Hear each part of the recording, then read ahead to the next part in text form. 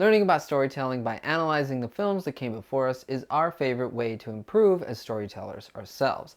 Today we're going to be looking at a device that is often used in film, beginning at the end, and then going back to where the story actually began. And the question is, why? We'll answer that after we look at these three examples in film, and we will be spoiling these films, so consider yourselves warned.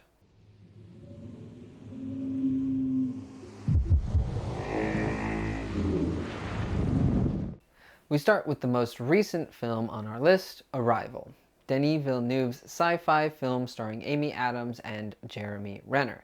This is the most unconventional of the three we're looking at today, and it works to the film's benefit. In this film, they start with Louise remembering her daughter, and the reason why they start there is because that's where the film is going. But the reason why they are starting with this specific memory is because it's actually the end of her story. And in this film, the whole premise has to do with time, specifically a different form of time travel. We are so bound by time, by its order.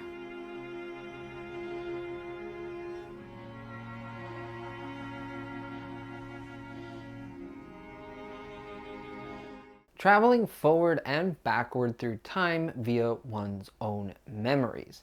Throughout the film, Louise is communicating with the aliens, and she is learning their language. And as they talk about in the film, when someone learns a language, it changes the way that they think. And their new way of thinking is to better fit the new language.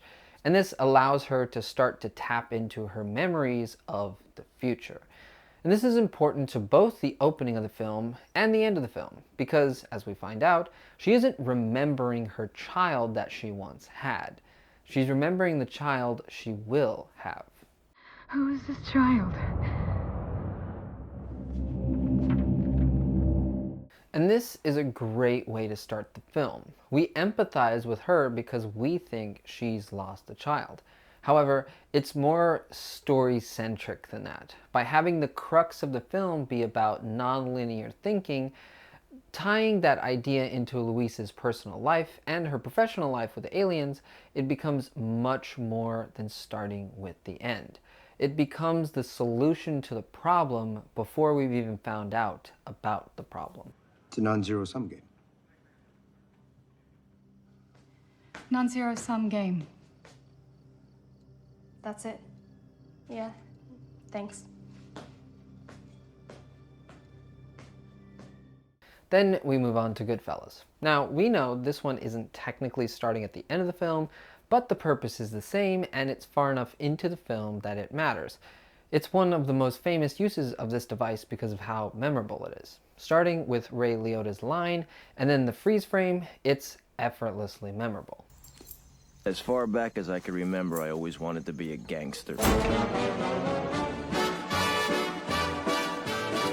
Because of the contents of the scene, they're looking to bury a dead body and casually go about it. This opening is perfect because it does two things. First, it evokes the glamorous feel that the life of a gangster could have. And second, it shows Ray Liotta being the odd man out. Stopping on that particular frame, with him not looking as casual as the other two men, the storytellers hint at the conflict we will see in him. Jimmy. What's up? Did I hit something? The film goes through Ray Liotta's life as a gangster and then as a snitch afterwards. He always wanted to be a gangster until the consequences of that life started catching up to him. Then he didn't. This is the plot and character arc that he goes on. And this opening reflects that. Even though it's not technically the end of the film, it's at the point where the biggest event happens.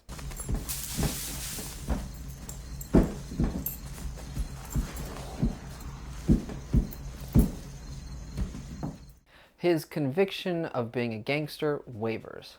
By opening here, the storytellers give you a snapshot of the film, alluding to everything you'll see afterward. If it's going to make him a happier witness, a better witness, I'd like you to be with him. They want Henry. They don't want me. But Henry's going to be in a witness protection program. They're not going to be able to get to him. And finally, we get to Fight Club. Now, we realize that we're breaking the first rule of Fight Club, but for this segment of the video to exist, we have to. This film opens at the end, when Brad Pitt has his gun in Edward Norton's mouth, threatening him. But Edward is confused, and so are we. This opening is deliberate because the film is about a man with insomnia who will wake up randomly without knowing where he is. Brad Pitt talks about their plan to make a change in the world, and of course, it seems like that's exactly what they're going to do. People are always asking me if I know Tyler Durden. And then, right when we are about to hear the reason for the plan, we jump back to Bob. This opening works because it immediately puts us in a similar headspace as the main character, but also gives us someone to look forward to. We want to know who Tyler Durden is, and what his motivation for this crime is. But also, how does Edward Norton end up with this guy? Norton seems like a regular guy with a white-collar job and a nice apartment. Why would he ever want to blow up buildings? Are there a lot of these kinds of accidents? You wouldn't believe. Which car company do you work for? A major one. So this opening shows us the contrast in character from where Norton starts to where he ends up. And it's truly an odyssey. We have front row seats for this theater of mass destruction.